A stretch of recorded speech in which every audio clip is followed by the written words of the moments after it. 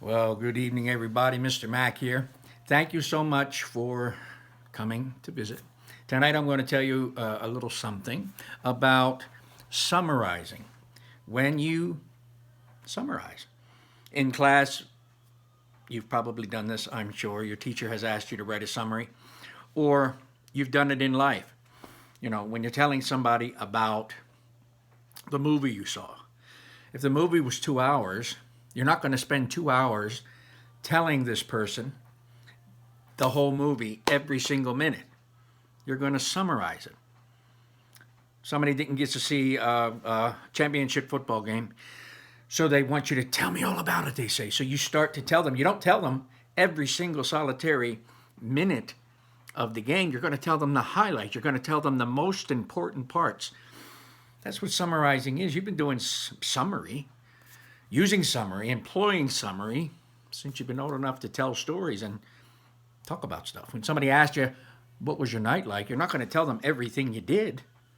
Every time you blew your nose or scratched your head. No, you're going to tell them the important parts. You're going to summarize. Stories can be summarized too.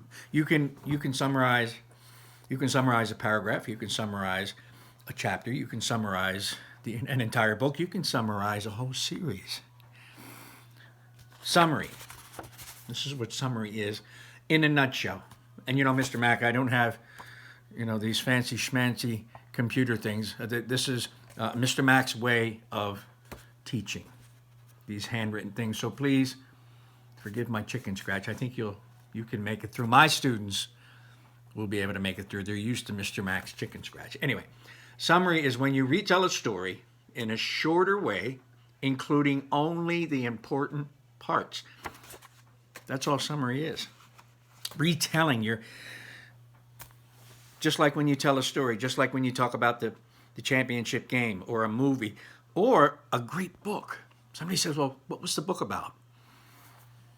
And even if you don't know, say you're in a bookstore or something, you can always look on the back cover. There's what's called a synopsis. There's like a summary of the story. But that's one exception because you're not going to get like major details because it would spoil the book, right? But the thing about summary, you're not going to tell every detail, but you are going to tell the most important details. All right. So what is summary? Summary is mixed up with other things we've talked about, other things you've done in class, things like main idea. You come up with the main idea, you're asking yourself, what is this paragraph mainly about? What is this chapter mainly about? What is this book mainly about?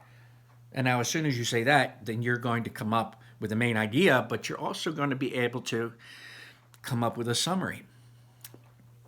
Main idea is part of the summary. Ask yourself, what did I just read? What is this mainly about? You're going to ask about characters. You're going to ask about the main character and the villain, right? Every story's got one. Now, if it's a nonfiction story, well, it depends. Sure. Nonfiction stories can have villains too. Villains don't always have to be a creature or a person, If there's a story you're reading and it happens to be an article on, I don't know, pollution. I've used this before, but on pollution, in that story, the scientists who are trying to battle it and the people like us who are trying to battle it and make the world a cleaner, better place, we're the heroes, we're the main characters. What would the villain be? The villain would be the pollution, right? So you're looking for characters to, you want to be able to, in your summary, remember, summary is about details. So you want to be able to name a character or something, a main character, a villain, perhaps. You're going to be looking at setting, and setting is time and place. When I say time and place, past, present, and future. Is the story taking place in the past, present, or future? Where is it taking place? Sometimes stories bounce around. Pick the most central place or the place they go to most. So setting can be a part of it too. That can be a part of your summary. Problem and solution. We've done this too. This is a lesson that we've had in fifth grade. Main idea is a lesson we've had in fifth grade. Characters are a lesson we've had in fifth grade. Setting. Problem and solution. What is the problem? Every story has one. It starts out with a problem, doesn't end till the solution. So ask yourself that. That can be a part of it. That can be part of your summary. The problem is, and then, it ended with, it ended by, the solution was. Every story has a beginning, a middle, and an end. Something important from the beginning, something important from the middle, something important from the end. Absolutely. Add that into your summary. I want to show you an example here. All right. So let me show you an example, two examples. I'm going to call it good and bad cop. No, I'm not going to call it that. I'm going to call it good and bad. I'm going to show you the bad one first. Okay? And when we read this, I want you to mention what you think, why is this the bad summary? Okay, you ready? This is Harry Potter. And I just chose Harry Potter because I'm not saying everybody knows Harry Potter, but if people haven't read the books, they've seen the movies for the most part. And if you haven't, I apologize, but you'll still get the purpose of this lesson. Okay, that's the sloppy side. So I'm going to read it to you. You're going to read it with me. Remember, this is a bad example of a summary. Remember, summary is all about retelling a story, but including some key, strong details. You ready? Harry Potter. A boy who is an orphan.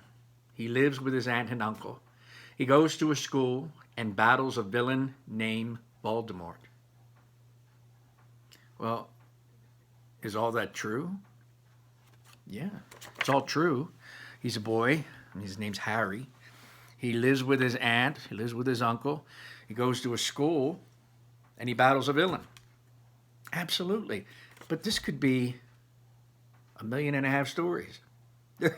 There's a number of stories and books out there that have a kind of a theme like this, or a plot like this. Boy's having a hard time growing up. He lives with some mean relatives. He goes to a school. He battles a villain.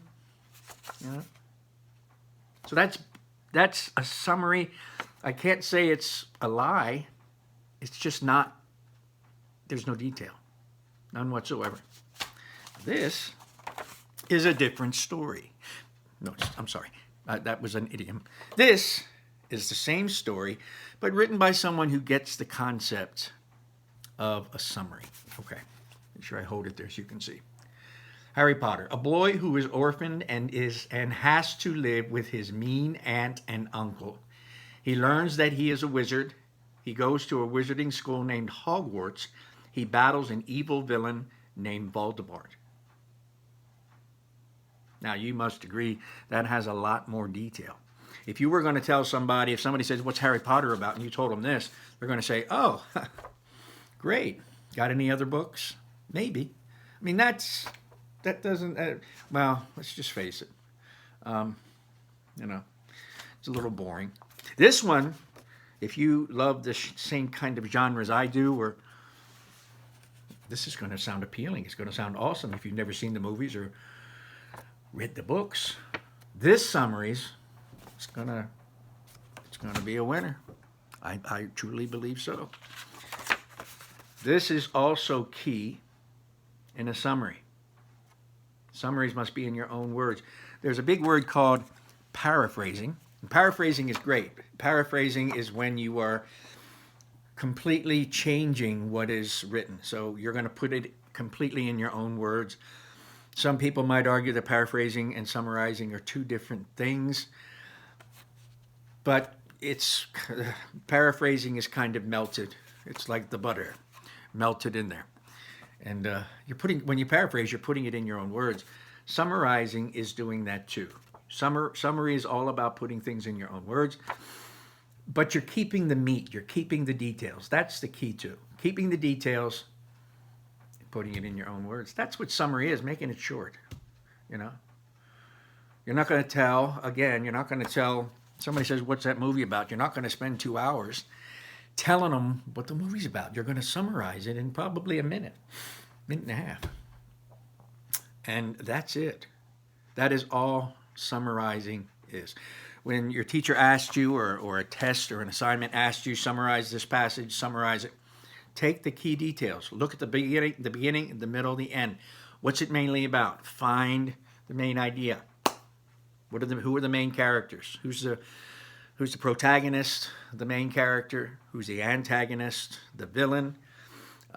Look for problem and solution. What is the problem? What is the solution? The setting. Where does it take place and when? You keep these things in your head. You jot these things down. You take notes. Note taking is great because it will make just about anybody in the world successful. You jot these ideas down. But anyway, that's all summary is, ladies and gents.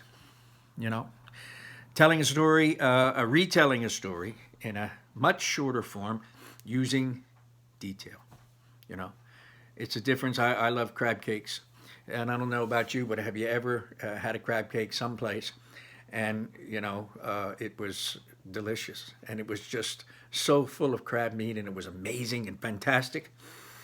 And then sometime later you went out to another place and you had a crab cake, but this time it was the same size and it looked the same, but there was more filler and maybe 1 or 2 pieces of crab meat. Your writing should always be the better crab cake. Full of meat, full of detail. Summaries are no different. Let it be the best crab cake you ever ate. Let your summary always be the best piece that you've ever written. Just chuck it full of details, just like that crab cake is chucked full of crab meat. That's it. Have a great night. Take care and stay safe. Keep masked when you're out. Keep your hands away from your eyes, nose, and mouth. And I wish you all the best. This is Mr. Max signing out. Bye-bye.